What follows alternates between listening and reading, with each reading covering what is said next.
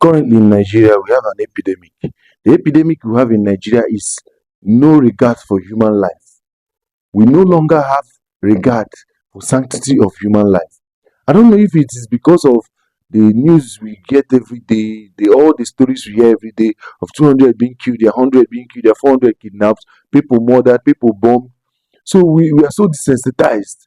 We no longer care about the sanctity of life. So I'm talking about the story of Williams Fubara, a 100-level psychology student from the Madonna University, Okija. It is alleged that this boy was beaten, killed, and died of his internal injuries from the beating he was given by students, alleged students and porters. What was his offense? What was, when you ask yourself, what was this boy's offense? Because it was alleged that he was effeminate, he was allegedly gay, and that is why they bullied and killed him. In Madonna University, Okija. I ask myself, as a Catholic, as a Christian, a practicing Catholic, yes, I don't agree with the lifestyle. I think it's a sin, but I don't think the person is beyond redemption. I don't think the human being is an evil human being. From the stories I was seeing online, it seems the guy was just a gentleman.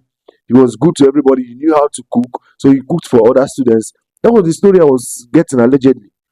So nobody has actually said that this boy is bad, he's a cultist, or he was a bully.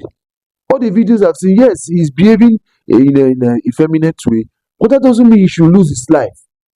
It doesn't mean he should lose his life. It is crazy in 2026. This type of hooliganism happening in a Catholic university.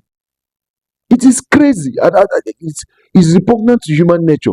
The fact that we no longer see life as sacred. I don't like jungle justice. I don't agree with the lifestyle of homosexuals, but that doesn't mean they should die. Yes, Nigeria, we have a clear law of 14 years jail time or prison time if you are convicted of homosexuality. When you are found guilty beyond reasonable doubt of homosexuality. But that doesn't mean that if somebody is suspected, or the person is a guy that is actually very feminine, that doesn't mean he or she should lose his life. Even if the person is caught red-handed engaging in homosexuality, the person should be taken to court and tried and found guilty by the jury of his peers.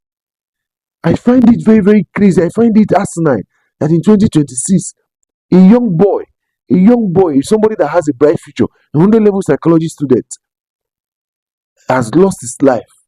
He has basically lost his life just because he was suspected of being a homosexual or being effeminate. How are we going to, improve as a civilization if we keep murdering people just because of their sexuality, which I personally think is wrong, and the law actually says it is wrong. But if the person has not been convicted of that, we shouldn't.